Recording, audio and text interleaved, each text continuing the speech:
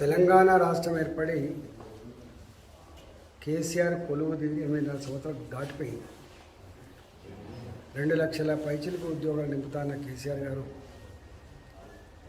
కొన్ని డిపార్ట్మెంట్లలో కొన్ని నింపి ఈ మధ్యకాలంలో ఏ ఉద్యోగాల నోటిఫికేషన్ ఇచ్చినప్పటికీ కూడా ఉమ్మాడు లేక పొగబెట్టినట్టుగా రకరకాల కారణాలు చూపి ఆ ఉద్యోగ నియామకాలు భర్తీ కావట్లేదు. అలా సింగరేణి ఉద్యోగుల కోసం ఇచ్చిన నోటిఫికేషన్లో మాస్ కాపీ జరిగిందని చెప్పి దాన్ని ఆపుకున్నారు. జేఎల్ఎం ఉద్యోగాలలో సెల్ ఫోన్లో తీసుకుపోయి లేదా టైం దాటిన తర్వాత కూర్చోబెట్టి రాసిందని చెప్పి దాన్ని రద్దు చేశారు. అంటే నోటిఫికేషన్లు తాటికాయ అంత అక్షరాలతోటి యువతకు ఇక వస్తూ ఉన్నాయి అని చెప్పి తల్లిదండ్రులు సంతోషపడ్డట్టుగా చేసి ఇంతవరకు ఎక్కడ కూడా ఉద్యోగాల సర్టిఫికేట్ మాత్రం రాలే.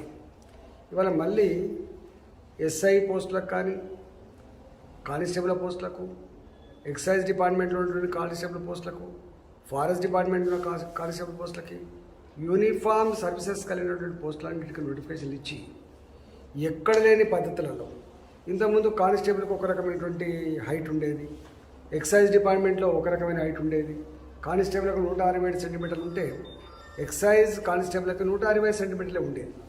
ఇవన్నీ క్లబ్ చేయడమే కాకుండా పొమ్మలు లేక పొగబెట్టినట్టుగా, అంటే చదువుకున్నోడికి ఉద్యోగం రావద్దన్నట్టుగా ఇలా లాంగ్ జంప్ దేశంలో ఎక్కలేని పద్ధతిలో లాంగ్ జంప్ని 3.8 మీటర్లు ఉన్నటువంటి లాంగ్ జంప్ని 4 మీటర్లకు పెంచి ఇలా కొన్ని లక్ష మంది పైచీలకు ఎలిజిబుల్ లేకుండా చేశారు. వాళ్ళు అనేక రోజులుగా అన్ని పార్టీల వద్దకి అన్ని సంఘాల వద్దకు తిరిగి మొరబెట్టుకున్నప్పటికీ కూడా మంత్రుల ప్రాంగణాల చుట్టూ ముఖ్యమంత్రి ప్రాపకం కోసం ప్రయత్నం చేసినప్పటికీ కూడా ఎక్కడ వాళ్ళకి ఒక్కరు భరోసా ఇచ్చిన పాపాన పోలేదు. అంటే ఇంత జరుగుతున్నా కూడా నీరోజ్ చక్రవర్తి లాగా ఫామ్ హౌస్లో పడుకున్న ముఖ్యమంత్రి, ప్రగతి భవన్లో ఉన్న ముఖ్యమంత్రి స్పందించిన పాపాన పోలేదు. ఇవాళ లక్షల మంది బిడ్డలకి రాక ఉద్యోగ అవకాశాలు వస్తే ఆ ఉద్యోగాలు కొట్టాలని కళ్ళల్లో వత్తులేసుకొని హైదరాబాద్లో అమ్మా నాన్నలు పంపించే 3,000 రూపాయలు 4,000 రూపాయలకు హోటల్లో తినుకుంటా లైబ్రరీ హాళ్ళల్లో కుర్చీలలో కూర్చొని 12 గంటలు 10 గంటలు చదువుతూ ఉంటే ఇవాళ వాళ్ళకు ఒక అందని ద్రాక్షలాగా మారిపోయే ఆస్కారం ఉందని చెప్పి వాళ్ళు గొడవ పెడతా ఉంటే ఇప్పటికీ మారట్లేదు. మరి శ్రీనివాసరావు గారు రిక్రూట్మెంట్ బోర్డు చైర్మన్, మరి ఆయనకు ఈ బాధ కనపడుతూనే అంటున్నది. నేను ఒకటే డిమాండ్ చేస్తా ఉన్నా, గతంలో 5 ఈవెంట్స్లో రన్నింగ్ ఒక్కటి మస్ట్ అండ్ షుడ్ ఉండేది, మిగతా 2 ఈవెంట్లు పాస్ అయితే వాళ్ళకు ఎలిజిబిలిటీ వచ్చేది.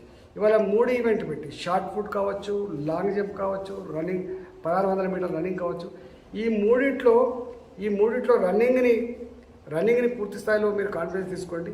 కానీ లాంగ్ జంప్లో చాలామంది ఎలిజిబిలిటీ కావాలి కాబట్టి మిలిటరీ ఆర్మీలో కూడా రిక్రూట్మెంట్లో ఈ నిబంధన లేదు కాబట్టి మాకు అన్యాయం జరుగుతుందని చెప్పేది అంటున్నారు.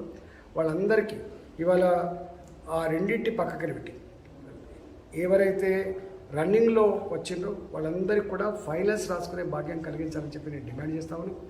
ఎక్సైజ్ డిపార్ట్మెంట్ సంబంధించిన దాంట్లో వాళ్ళ గతంలో ఉన్నటువంటి 165 సెంటీమీటర్స్ ఏదైతుందో అది అలౌ చేయమని చెప్పబోతున్నాం.